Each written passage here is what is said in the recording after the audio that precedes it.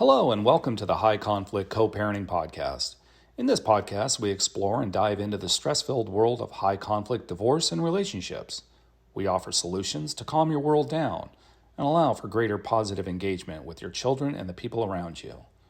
If you find value in this commercial and advertising-free podcast, please consider donating by pressing the donate button so we can continue our helpful work. Thank you.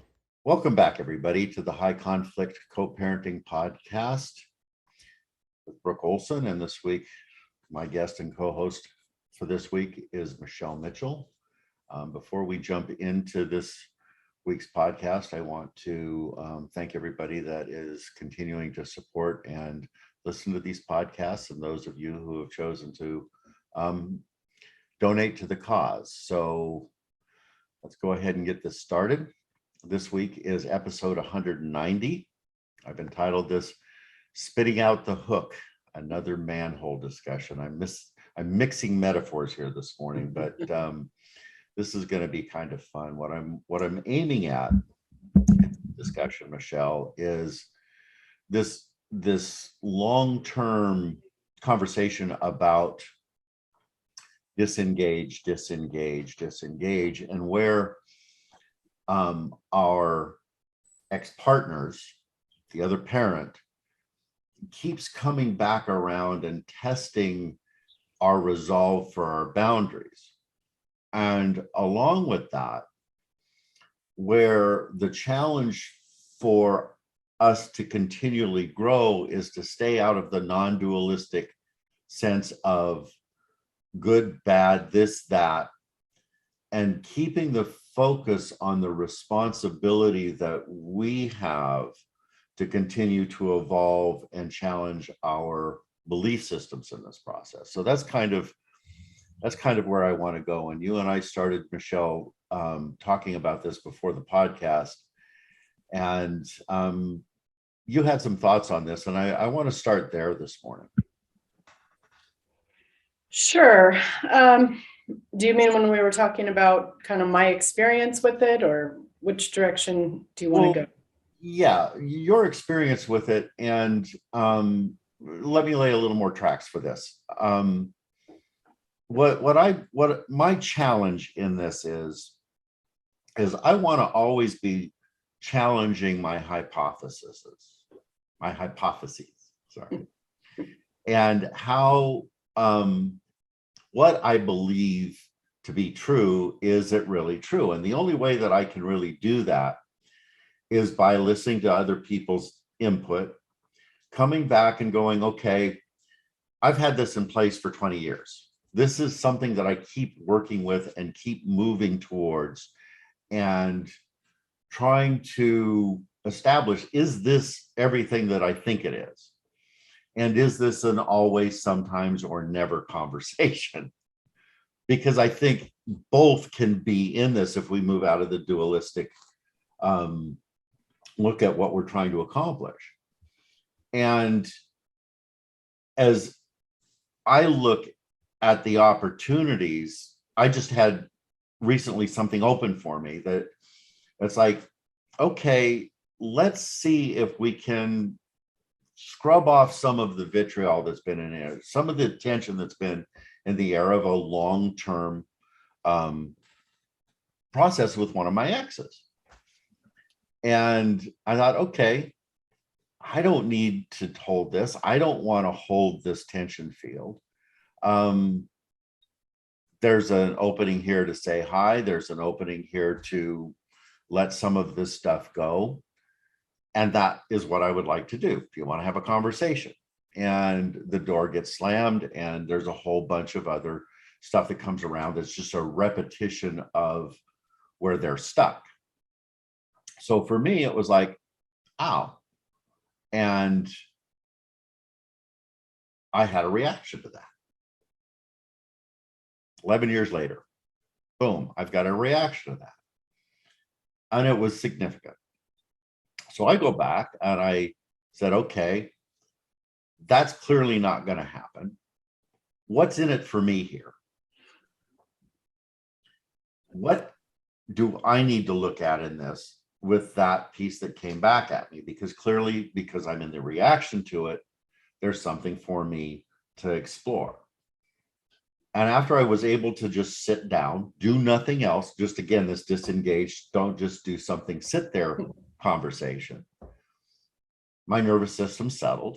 I went, okay, I get these pieces that I need to go back and revisit. And I don't need to go back there again.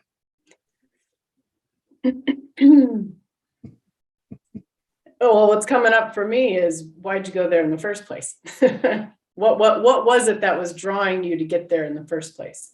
Well, the piece again here is I'm looking for me in that place was this person has inserted themselves in my proximity, and there's really nothing I can do about that. So that was the fishing. Okay. Yep. And the hook was, hi, I don't need to walk up and down the halls like a teenager in this big tension field. Let's drop it. I'm done. Are you? And then them coming back with another piece of, I've got this thing. Are you interested in it? Not so much. So you tested and measured. But would you like to have a chat? And then this explosion of all of this old crap. So that was the fishing. That was the conflict fishing. Very typical of the personality type. I know this, but let's see if anything's changed. Boom, it didn't change. I'm done. So I think all of us, if we have some level of reasonable psychological platform to work from, don't want to be in conflict. I mean, that's just not what we want to do. We're not looking for it. We don't want to continue in it. And if there's an opening, it's like, yeah, let's do something different here. And no matter what the time length is, and this was again me challenging the hypothesis. Let's see if that's there for a possibility. And sometimes this happens more rapidly in the early stages of this process. It's like, I just want this to stop, and I'm reasonable, and I'm being reasonable, and I want them to be reasonable. And okay, they're looking reasonable. Okay, not. Their actions are not. Right. So this is kind of again that manhole falling down conversation. And what brought in this notion of spitting the hook, that analogy of fishing, and having that person draw you in with the lure of maybe this can be okay, and then having that snap of feeling the barb of the hook and going no, and then swimming away from it, was kind of what brought that analogy in here. And as you and I were talking, you had a little bit of the other side of this conversation come in, and staying out of this dualistic, yeah, bad. I really want to bring that piece forward as well, because if we don't, the possibilities for opening are eliminated. And when the possibilities for opening are eliminated, the child takes the hit. So there's also this notion of, I'm throwing some dice here, and can I sit a little bit in the uncomfortable piece of that? Well, and I think, something different that you did, Brooke, that a lot of people may not be ready for, or just haven't had the proper training, is once you did your testing and measuring and you saw that it wasn't going to stick, you backed away, you disengaged, and you did your own work, right? You sat back and did your own work. Right. Whereas a lot of times I think people who aren't quite ready for that, and they think, oh, let's just push it into this friendship or friendly relationship, that's where the conflict gets going again, because they, it hurts, right? Like you said, it hurts. And so then they go back into it and the cycle starts again. I think it's also really important, to your point, that we test and measure just a little bit at a time, like you've said before, dipping your toe in. So don't dive in to the pool, right? You dip your toe in, see, okay, what's going on here? Is there some space to not get rid of your boundaries, but see if there's an opening? Can we start to be civil to each other? I know that for years, my co-parent and I wouldn't even look at each other. And at the time, if we went to something for my son, we would go to opposite ends just to avoid that, to try to make it not as awkward for our son. And then, there was an opening a couple of years ago, there was an opening. And so it was like, okay, we're going to dip our toes in just a little bit and see how that goes. And if that goes okay, then, you can put your foot in a little bit more than just your foot. I think that the important part is to recognize that there's not one size fits all for any family. And so that's why it's so important to test that, to see, okay, how is this going to work? And if it doesn't work, how am I going to respond? Am I going to take action that creates pours the kerosene on the fire, I like to say, or am I going to take that information and do my own work and maybe not dip my toe back in the water, or see if there's some space? In my situation, I think we were both kind of open to having that opening. But if only one of us is, like in your situation, then it's not really going to go well. Right. And I think the challenge in all of this is, as we start the disengage processes, we're setting these boundaries and we're finding that we're getting some traction in that. We find some comfort in that. We find that our nervous systems can downregulate a little bit, and we have this autonomy that's going on. And when we get that autonomy, we're really reticent to give that up in any way, shape, or form, which is what's really required when we come into or back into some level of a co-parenting arrangement. And what most people are looking for, I think, in these processes, Michelle, are that I don't want to be uncomfortable.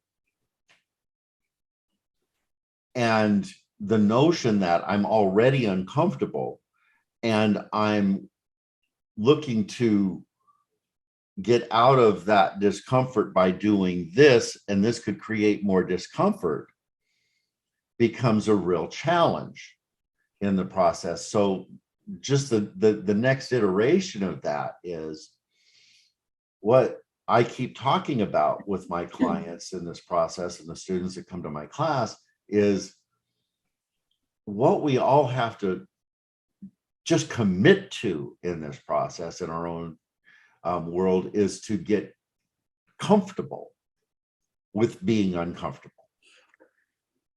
Comfortable with being uncomfortable. And, I know you and I both talk a lot to our clients who are in high conflict, helping them understand how a parallel parenting model is better for the kids, better for the parents. You put up the boundaries, and that doesn't mean that it will necessarily always be that way, but that also doesn't mean that you say, okay, I got the boundaries up, I did the parallel parenting thing, there's not as much conflict, let's just throw it all away now and co-parent. And recognizing that it's a process. I mean, it took me, 7 years to get there. And then even then I went very slowly, into it and still am. Yeah, it's a continuum, and we can move slowly with it. We don't have to jump. And if the pathology that was there initially subsides because the stress subsides, and the other person gets some distance because you've created the distance, then there's growth. Mhm. And what I don't want to have happen is this parallel parenting disengage conversation becoming a fixed mindset, Yes. because it can. And that's the danger in it. And anytime that we shrink into that fixed mindset of, I have to hold on to this with white knuckles, then our mind set for growth is inhibited, and everybody takes a hit for that, especially our kids. So this noticing, and we've talked about this, and I like the way that this is evolving, because when I talk about the disengage being an evolutionary conversation, that first piece is always that white knuckle, and it is kind of a fixed mindset. And I think that that's okay in that moment. But as we move into more conscious competence in this process, we can start to go into the acceptance of this a little bit more, and soften into this notion that I can ease here a little bit. I can move in this a little bit, and I can listen, and I can take in information, and I can process this differently. And that doesn't mean that I have to change what I'm doing. And that also doesn't mean that's how it will always be. And I think, yeah, I think that's something that I spend a lot of time talking to my clients about, and something I thought about a lot, because, sometimes it's hard for them to get their mind wrapped around parallel parenting. And it's a delicate balance of, there's no timeline. There's no set timeline. I can't tell you how long you're going to parallel parent. It might be forever. I don't know. Or it might be less than forever. Mm-hmm. But it's a process that you have to go through. And time is on your side, right? Like, you have to have that time and space to be able to let the dust settle and see kind of where things go and where the natural openings might be. Rather than having like, okay, maybe if we parallel parent for 2 years, we can start to co-parent or whatever it is, and getting them comfortable with realizing that it's, like you said, on a continuum. Mm-hmm. And being aware of how you've changed, because even if you have a very high conflict co-parent, or I'll speak first person, even though I had a very high conflict co-parent, I still had my own work to get out of the way. A lot of it. And it was easy for me to point fingers and label. But at the end of the day, if I hadn't done my work and saw my part in it, we wouldn't be where we are now, which is kind of a hybrid. I mean, we still parallel parent in the way that we don't communicate about how to raise our son or how to, spend our time with him or whatever. But there are a lot of things that we are able to co-parent on. And I never would have gotten there if I hadn't done my work and had my awareness. Yeah. And spent a lot of time with you.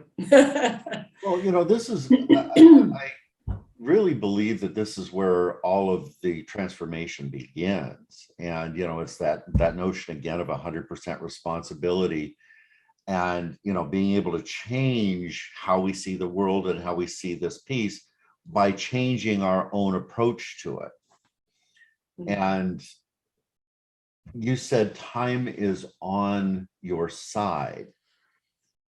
And it really is. I mean, this is that place where the unfolding and the willingness to be in that unfolding and the willingness to challenge this. I mean, I when I talk to my grandson, he's asking me questions and he's telling me all of these things that he knows, and I'm feeding him back information and knowledge that I have and maybe wisdom that I have. But when I'm done with that, I always look at him and say, and I don't know shit. So you need to look at this for yourself and to be able to unfold it for yourself and see where this fits for you. And this might be a template or some breadcrumbs for you to follow. But without doing your own work on this, you said this at the beginning of this, we all have our unique pieces in this. And what I would add to that is we all have our unique history to this. And that is the driving force for our conflict.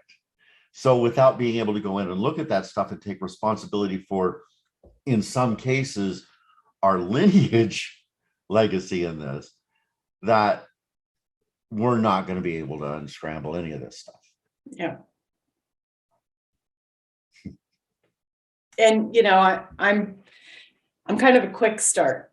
When I go all in, I want to like bulldoze and just go forward and get through it as quick as possible. And that was one of the things I had to learn, was that not everything can be learned and processed quickly. And it does take time to sort of, as you would say, pull it apart and look at it. And it keeps pulling apart. Yes. And my experiences at this point in my life is what I thought I knew, I don't know. And I don't know what I know. I can't hold that as an absolute truth. And that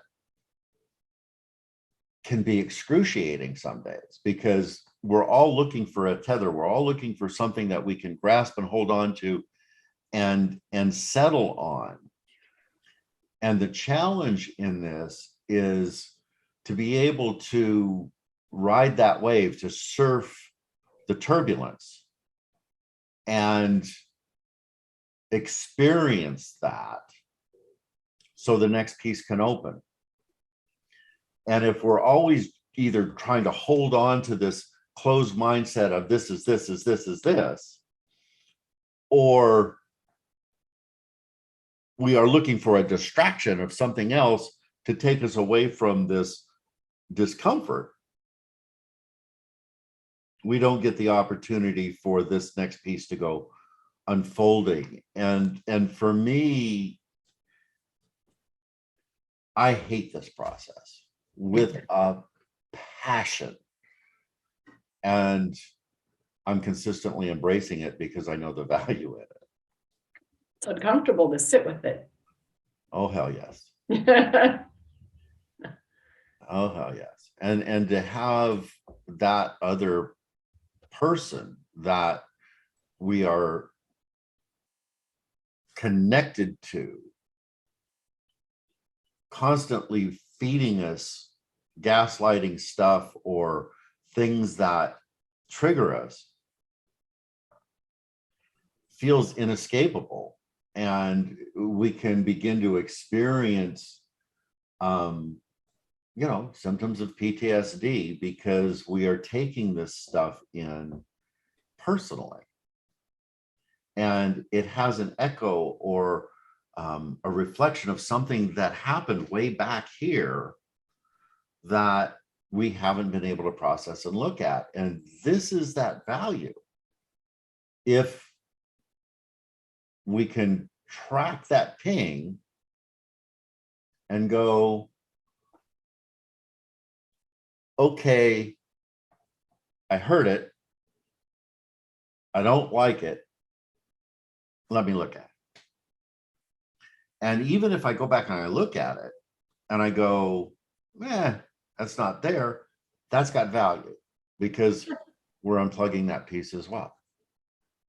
Well, and it also gives you information about where the other person is, right? Because it's not about you. It's not about how you approach them. You have your piece, but then there's also her piece that you have no control over. Who knows what she's done the last 11 years? Right. Right. And that is incredibly valuable. It's like, all right, you're still there. You're still stuck in that. Okay, I can respect that.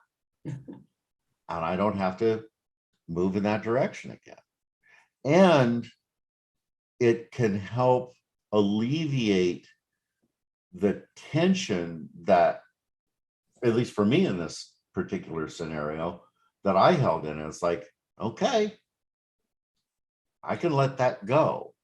Do you mean the tension of not like still having to see this person, and if you hadn't addressed it, wondering what might it look like? Right. Yeah. So now you know. So that alleviates that, and I don't need to go in that direction again. But I think the value in this, and this is the third level to me of the disengagement conversation. This is, the awareness, the acceptance, and now the approval of, yeah, they're there. And I don't have to have judgment on where they're at, but I know that they are still stuck in that piece and they're not ready to unfold it. I can still unfold my stuff here. I think the lack of judgment is a really important piece, because it's easy to get, especially when we're feeling hurt or rejected or whatever the feelings are, to jump back into that story that you've been telling yourself about them and just run with it. Yeah. So again, just, what I want to really do here is open the possibility for everybody to move more and more into that acceptance and approval component, but also know, like you said, that this is not a rapid fire piece. It's like, we're not going to draw that line, and it's not going to be straight, and it's not going to be true. And there's going to be places where, we fall back in the manhole and we make these mistakes, but I don't think that they're mistakes. I think they're opportunities to advance that progress to that third disengagement.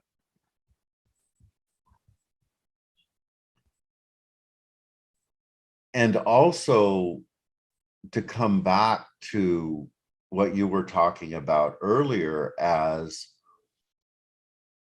there's in this process a lot of personal knowledge and understanding, where no matter where you are in this process, whether we're in the white knuckle piece, we're in the acceptance piece, or we've been able to start to move at least into the that final part of being out of judgment in it, that the nervous system can begin to soften. And the attention on what's coming at us, or perceived what's coming at us from the other party, doesn't trigger us quite as much. Yeah, because we know it's not about us, right? You knew, okay, that's her stuff. So it might trigger you in some ways, but not probably in the way it would have 11 years ago. For sure. And certainly not in a place where it's like, okay, let's just really quick fire back around to this trigger is my stuff, and there are pieces here that I need to go boom, boom, boom, boom, boom. And, as Dick Schwartz talks about so often in the internal family systems parts conversation of, there's a little guy back there, or there's a little girl back there that is getting triggered from this. And that's like, yeah, let's have that conversation internally and start to unfold that. I know, Michelle, that, through the course of our relationship, the time that we've spent together over the years, that you've done a lot of your own personal work in this stuff. And, I've watched our conversations as you have softened in this. That as a coach and working with your clients, that has really allowed you to navigate better with them. I'm curious if you're willing to share any part of it, where you find that you take a little bit of that slip back off of what you have accomplished or learned. Where I take that slip off, what do you mean? Where you go back down one of the manholes, where you go back into an old pattern of being triggered in some of this process. Oh yeah, that's a good question.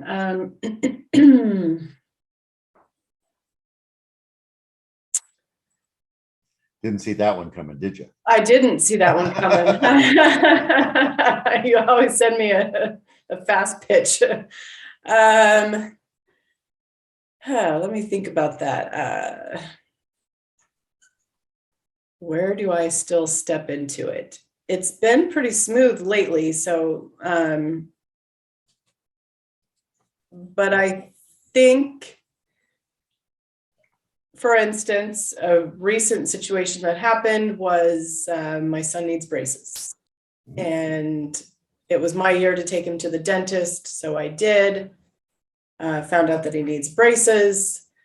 I sent a message to my co-parent, letting him know that I set up the appointment with the orthodontist. And, you know, he sent a message back saying, hey, you know, that one's near your house. Would you consider also doing an appointment at the one near my house? And I started to go into the stories of, well, which was also context that he probably hadn't thought of. Like, for instance, I always have our son on his early release days. And so in my mind, I had already planned, like, oh, I will probably be the one having to take him to these appointments. So I don't want to drive all the way out there. But in the beginning, I thought, you know, I went through that whole thought process of like, well, why would I drive all the way out there when I'm probably going to be the one taking him? And I already have to drive all the way out there for the dentist. And I started to get really defensive. And I thought about giving myself some time and space to come to a reasonable response. And I ended up suggesting, well, you know, hey, we already have this appointment. How about if we do the appointment and then get a second opinion at the one near you, and then, you know, we could decide. And we had a very reasonable exchange. And I thought about how if I had responded right away in my sort of triggered state, because it certainly wasn't, you know, it was 1.0 triggered. It wasn't 2.0.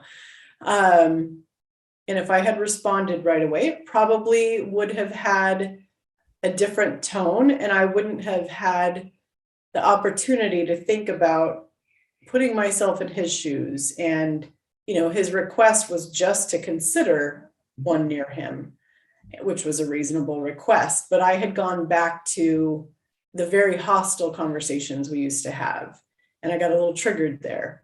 And instead, we were able to problem solve in a way that felt good to both of us. Turn down the street. Okay. Walked around the manhole. Okay. Right. So yep. That manhole was still right there for you to fall in. Sure. Absolutely there. And I almost did. You know, texting. Yep. And then you move. Not paying attention. That's the thing. You know, you see a manhole, you're texting on your phone, you're not paying attention. What happened? Or you don't see it. It's there. You don't see it. You fall in. Right. But so I had some awareness. I caught myself. Okay, these are the old habits. Take a look at this. What's really going on? His request is reasonable. Can we just consider this other spot? Sure. We'll consider it. We'll make a decision. So here's the piece, and I want to kind of finish on this note. Hypothetical.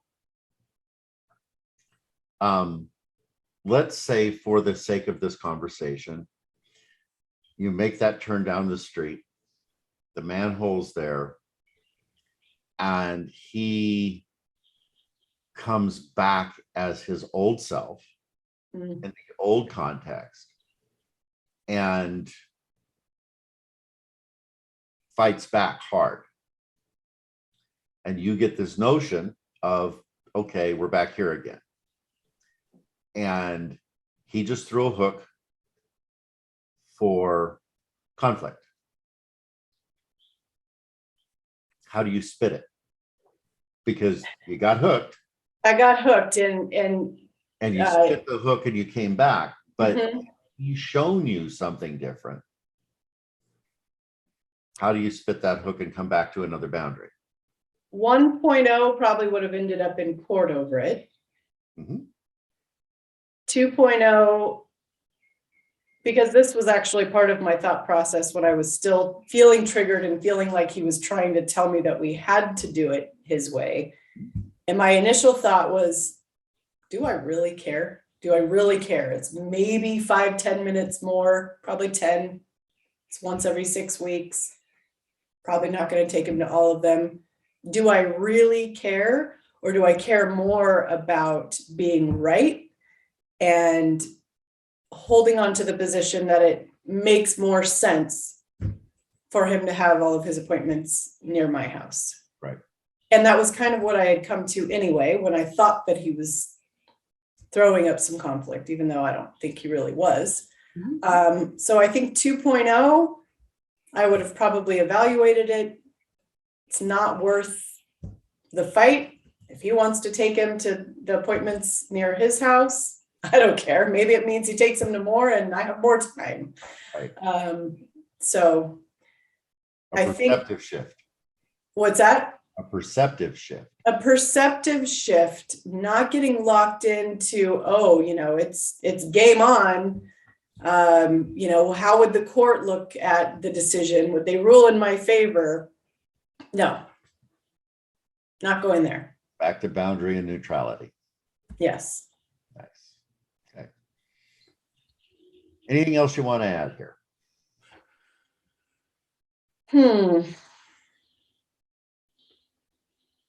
I want to know how Brooke 1.0 would have handled the situation.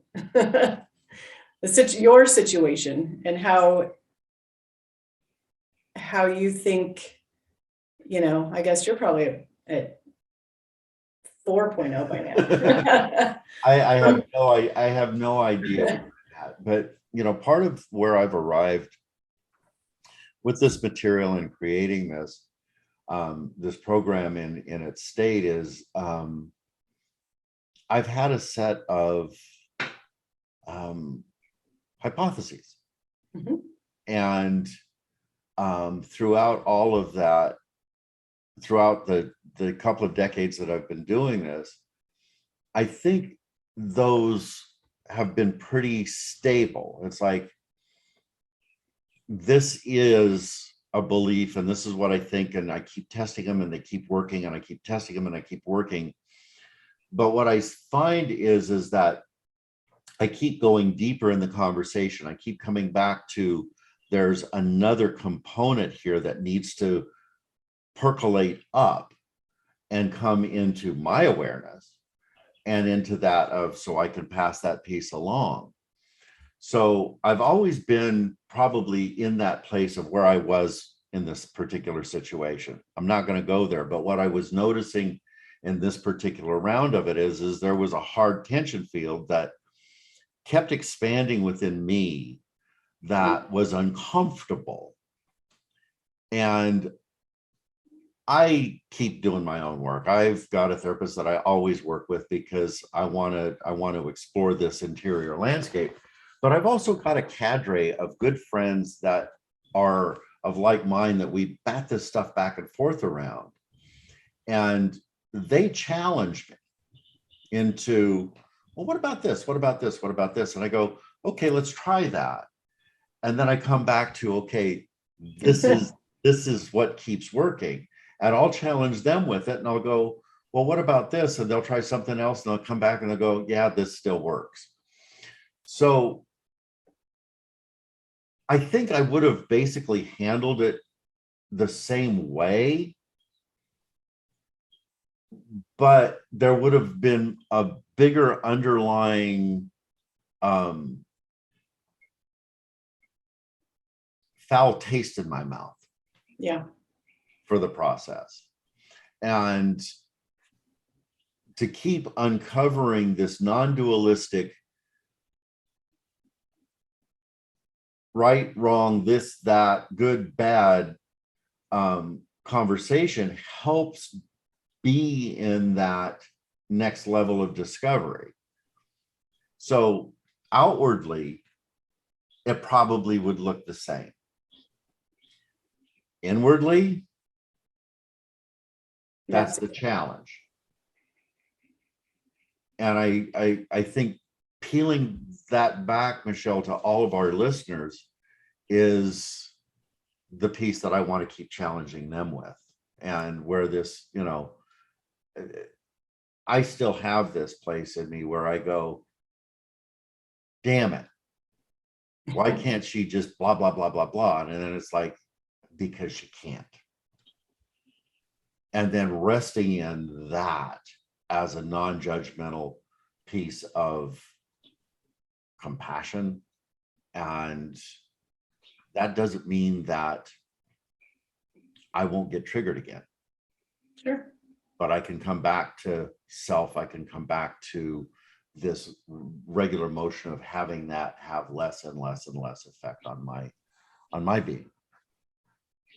I love that the piece that you just brought in about not fighting against what is, which, you know, I'm sure you see often. That's a big piece of our coaching is accepting what is or loving what is, not fighting against that. So Michelle, thank you for coming and joining me here again. I know that this is far from being the last time that we're going to do one of these. I really enjoy having you in this, and the relationship that has developed and continues to evolve here. So thank you everybody for coming back. This has been episode 190. Spitting out the hook, another manhole discussion. We'll see y'all next week. Brooke, people don't have to wait until Friday mornings to get more content. If this is something that's helpful for them, right? This isn't the first time you've broadcast anything or recorded anything or put anything out there in the world. What are the other ways people can get the help more aggressively or speed up their recovery process? What materials are available for people right now? Well, I've written a book called The Black Hole of High Conflict, and it's available on Amazon and Kindle.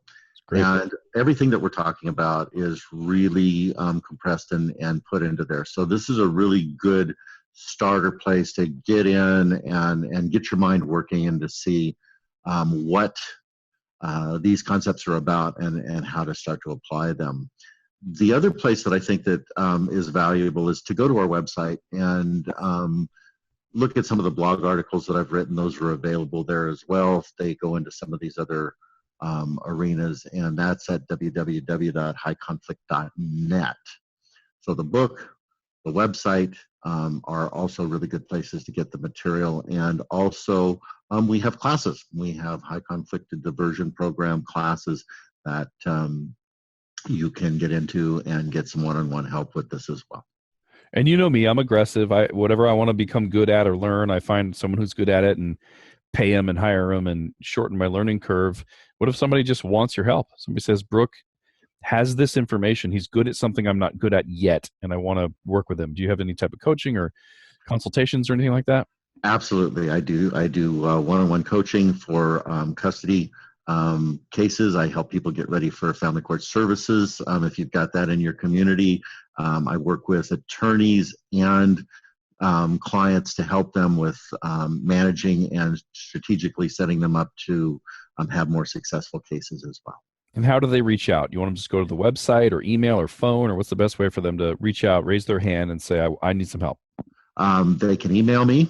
My direct email is Brooke at highconflict.net. That's BROOK at highconflict, conflict.net.